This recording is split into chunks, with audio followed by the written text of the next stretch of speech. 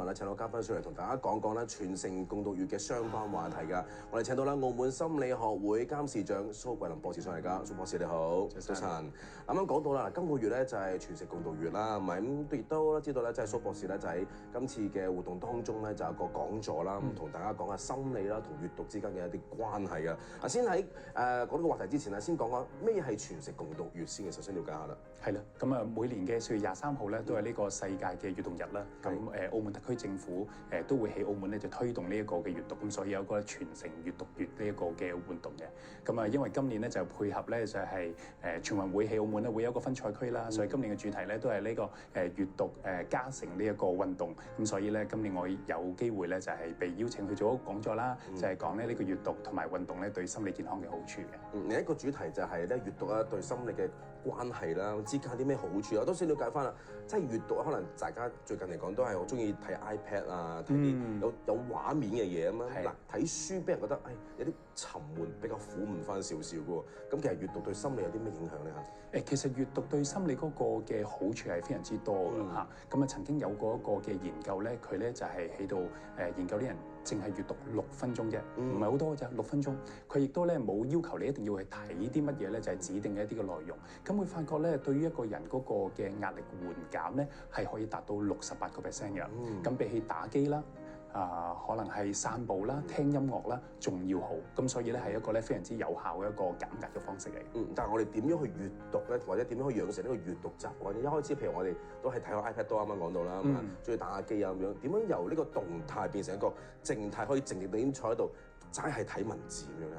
係其實咧，我哋自己細個開始嘅時候咧，我哋都會有睇好多嘅圖書啊，係咪？而家小朋友會爸爸媽媽同佢哋一齊睇下繪本啦。其實細個嘅時候咧，我哋已經可以開始去培養呢一種嘅閱讀嗰度嗰個習慣。咁當然咧，我覺得咧就係養成一個閱讀習慣，最緊要就係揀一啲咧你自己會中意睇嘅書，因為呢一啲你睇得落去嘅書先可以繼續吸引你啦。咁呢個第一個啦。第二個咧，我覺得你都講得好啱嘅。而家我哋好容易咧受住我哋一啲嘅電子產品影響啦，所以你真係想培養到呢個閱讀習慣嘅時候，可能咧閱讀嘅時候咧要將嗰啲電子產品咧就擠遠少少，亦都咧就係讓自己咧就可能會有一個咧係恆常嘅一個環境啦，例如可能係你瞓覺之前啊，又或者係你食早餐嘅時候啊，咁咧就係培養一個咧就係閱讀，唔使好長嘅，真係每日可能係5分鐘、10分鐘嚇，都已經係一個好好嘅開始。特別啱啱講到啦，啲小朋友特別小朋友啦，坐唔定噶嘛，或者係啲大人真係好動嘅咁樣，我點樣可以坐喺度，可以靜靜地咁睇6分鐘咧？6分鐘先啦，係咪入門級啊嘛？點樣可以入門級坐喺度睇靜地睇6分鐘咧？又點樣可以入手？譬如話開始我都想試下改變下自己喎，有翻啲閱讀嘅習慣喎，我點樣開始第一步去做咧？係咁都係一句啦，我覺得最緊要咧，我哋要揀啲你自己中意睇嘅書嚇。咁可能有啲人咧就係中意睇一啲高深少少嘅書啦，但唔需要個個都即係走去睇老子莊子咁嗰啲係咪？咁啊，甚至乎咧，我自己會覺得咧，睇一啲嘅漫畫啊，睇一啲嘅繪本啊，都可以係一啲好嘅開始。而家咧，甚至乎咧，我覺得有一啲嘅繪本咧，係唔單止淨係俾小朋友睇，大人都會啱睇。我記得我自己咧都曾經睇過有一本咧就係幾米嘅繪本嚇，叫做咧我不是完美小孩。咁我自己喺度睇嘅時候咧，我覺得佢對我自己有一個好大嗰度嗰個對應。只要咧你係揀到一啲咧係同你咧係有共鳴嘅書，咁呢個咧就會比較容易咧就培養到我哋閱讀嗰度嗰個習慣。當然啦，嗱閱讀咧其實對個身心發展都有好多好處啊。譬如話對大腦方面啦，都有一定程度嘅發展嘅好處，咁同大家介紹下咧。係啊，實在咧都有好多科學上面嘅研究咧，就係講緊閱讀咧對於我哋大腦嘅一啲嘅好處啦。包括啲咩咧？增加我哋嘅專注力啦，係嘛？增加我哋嗰個語言處理嘅能力啦，甚至乎咧增加我哋同理心嘅能力啦。呢一啲咧都可以喺我哋個腦部上面咧係可以反映到嘅一啲嘅狀況嚟嘅。甚至乎咧就係一啲長期嘅閱讀咧係可以改善到我哋老年嘅時候預防我哋會有失智症添。咁所以咧呢啲全部都係對於咧心理健康嘅一啲嘅好處嚟。嗱咧，我講到咧，即係話讀書嘅時候咧，就唔需要一開始就唔需要理啲書入邊主要嘅內容講咩先，即係揀一本你自己中意睇先，呢個入門㗎嘛，係咪咁嘅意思咧？係。咁係咯，開始啦，我有少少嘅習慣啦，咁都冇理由係 keep 住日日都喺度睇漫畫㗎，應該係咪？可能有翻啲學習嘅心去做呢件事，係咪會好少少咧？又我自己就覺得咧，就係每個人興趣都真係有啲唔一樣嘅。有啲人可能會比較中意睇小説啦。其實睇小説本身係可以咧刺激到我哋一種嘅思考力、想像力。咁嗰方面咧都係對於我哋嗰個心理健康有好處嘅。同埋咧就係睇小説咧都有增加我哋去理解其他人。點樣去諗嘢啊，點樣有感受嗰啲嘅方法係咪？咁所以呢一個咧就係如果你係一啲中意睇小説嘅人，就睇小説啦。我覺得呢個有幫助。咁有一啲人咧會比較中意睇一啲咧就係可能係心靈啊、成長嘅書籍，咁直觀啲咧就有一啲嘅方法提升我哋自己嘅一啲嘅素質啊咁樣。咁我覺得呢個都係好好啦。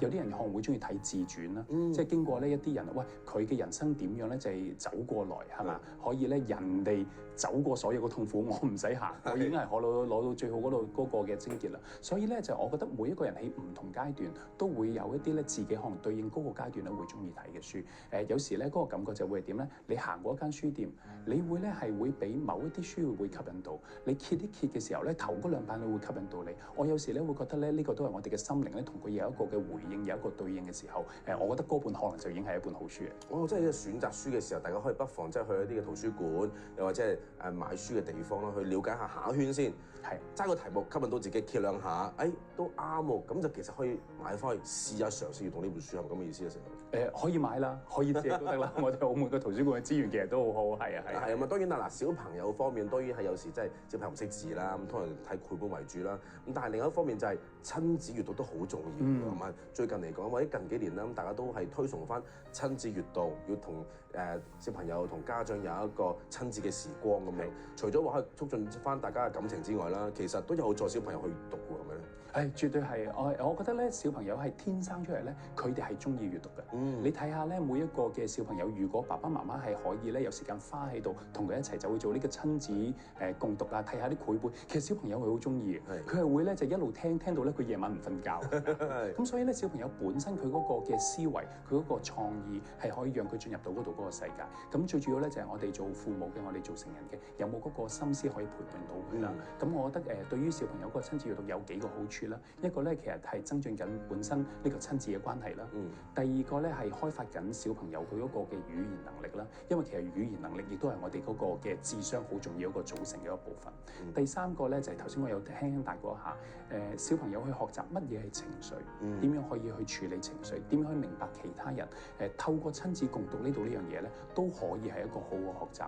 第四樣嘢咧就係可以培養小朋友嘅一啲嘅想像力啊、創作力啊，甚至乎佢一啲嘅自信心。因為咧，當父母同佢一齊喺度讀，或者透過問佢一啲問題，佢會識得答，跟住父母亦都會對佢有啲欣賞。其實咧，成個對小朋友成長都好有幫助。啱啱講到呢個情緒方面咧，其實大人咧都有情緒噶嘛，係咪？我知道咧，有時閱讀嘅時候咧，都可以令到自己嘅情緒咧有所放緩嘅。係。咁但係我點諗下啦？點解？因為我嬲緊嘅時候，好燥嘅時候，你仲叫我坐喺度靜靜地讀本書，有冇搞錯啊？咁其實又係唔係咁諗嘅？事實上又真係咁樣㗎嚇，咁樣咯。咁當然咧，每一個人嗰個調適壓力嗰個方法或者情緒方法都唔一樣啦。咁正如我頭先去講啦，係嘛？閱讀6分鐘可以咧就緩解我哋嗰個嘅壓力68%，呢個係呢個科學上面認證。咁佢有一啲嘅原因嘅，其中一個咧就係咧。我哋好多時我哋嬲好或者我哋擔心好嘅，因為我哋個腦入邊咧諗緊好多過去或者未來會發生嘅一啲事情，我哋冇辦法活在嗰度嗰個當下。咁我哋睇書嘅時候咧，我哋可以放低呢啲嘅雜念，翻嚟呢個當下嘅時候，我哋嘅情緒自然咧就可以咧就恢復嘅。即係呢個係第一個嗰度嘅原因。第二個咧就係我哋閱讀嘅時候，我哋可能會有機會進入一個叫做心流嘅狀態，即係話咧你好享受嗰個當下，你已經唔記得晒所有嘅嘢，甚至乎咧你會進入到咧就係嗰本書喺度描述緊嘅另一個世界入面。咁呢啲世界可能係幻想嘅世界，又或者咧係一啲古人智慧嘅一啲嘅世界，又或者咧對於未來嘅一啲探索一啲嘅世界。咁其實呢個咧都會刺激到我哋點樣去思考我哋自己人生啊，思考我哋同其他人嘅關係啊。咁呢啲都會改善到我哋嘅心理狀態。咁諗嘅話，即係譬如話自己發脾氣啊、嬲嘅時候，冇嬲住，等我睇本小説先，咁都可以嘅，其實係咪啊？如果當下你可以咧，就係做到嗰個決定嘅話，都可以嘅，係啊。好啦，嗱，講到啱啱一開始咧入門就講咗啦，咁啊進階嘅時候，可能大家越嚟越中意睇書嘅時候，開始會分享一啲嘅書籍俾其他人。咁嘅時候咧，就係叫做圖書會啊、閱讀會啊，呢個好重要喎。可唔可以同大家介紹下呢啲係咩會嚟㗎？係啊，咁有一啲咧就係都係讀書會啦嚇。我哋幻想一下啦嚇，即係有啲人咧就係做運動係中意自己一個人跑，有啲人咧就中意一班人打波係嘛咁咯。咁讀書會有啲人中意自己一個人睇，有啲係中意一齊睇咁樣。樣。咁讀書會基本上就係咧好多時佢哋會有一個10個8個人啦，咁跟住咧可能會喺定時嘅時候咧，我哋揀某一本書，我哋一齊去閱讀啦。我哋自己翻去睇完之後咧，我哋翻嚟呢個小組咧，定期我哋會有分享。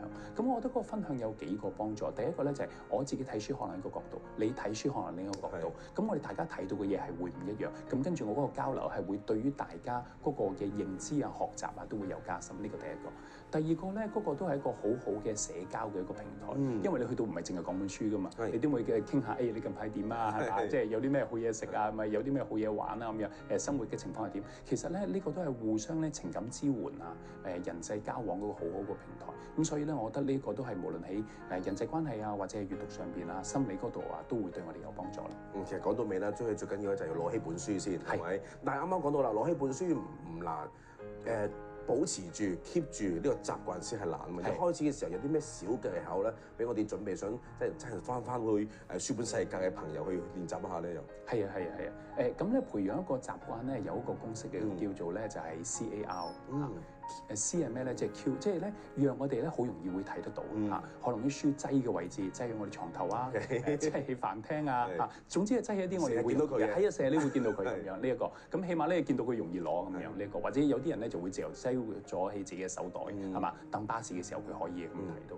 咁呢個第一個。第二個咧就係 action 啦。我哋讓嗰個行動咧變得最簡單，唔好對自己有太高要求。一嚟嘅時候咧就話要睇晒咧就係成套金庸咁樣，係咪？可能俾自己一個目標咧就係可能我今日個目標淨係睇3分鐘，係咪？將個目標咧定到一個係絕對你可以完成得到嘅咁樣咯。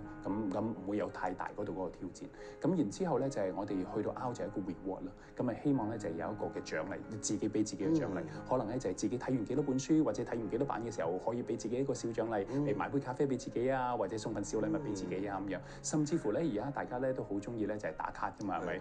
其實咧就係唔一定要睇晒成本書打卡嘅喎。你睇緊書，你每日有少少進度嘅時候咧，你都可以咧就係幫自己咧喺社交平台打卡，都係一個咧就係體驗緊我有呢一個嘅習慣係嘛？其他人又會讚下咁樣，都會有幫助到我哋咧就係會有養成呢度呢個習慣。所以睇書嘅時候話我又睇書啦，咁好似健身咁樣啦。係啊，可能令到大家就你又睇書，不如我又試下睇書啦，帶動到大家都中意睇書呢樣嘢。仲有少少時間，我想同你分享一下，即係你啱啱講到咧，你個閱讀會嘅時候啦，咁有好多分享嘅唔同嘅嘢啦。我想了解翻你當時參加今次嘅一個分享嘅情況底下啦，啲現場嘅朋友啲反應係點樣嘅？係啊，咁咧就嗰日現場咧都有唔同年紀嘅朋友喺度，即係有比較年長啲啦，最細嘅咧有個6歲8歲嘅小朋友都喺度咁樣。咁我記得咧其中有一個咧就係比較得意啲嗰度嗰個畫面啦嚇，就係個爸爸咧就係即係問晒，即係我喺度講完之後咧，爸爸咧就喺度問咧就係我點樣可以培養個小朋友嘅閱讀習慣？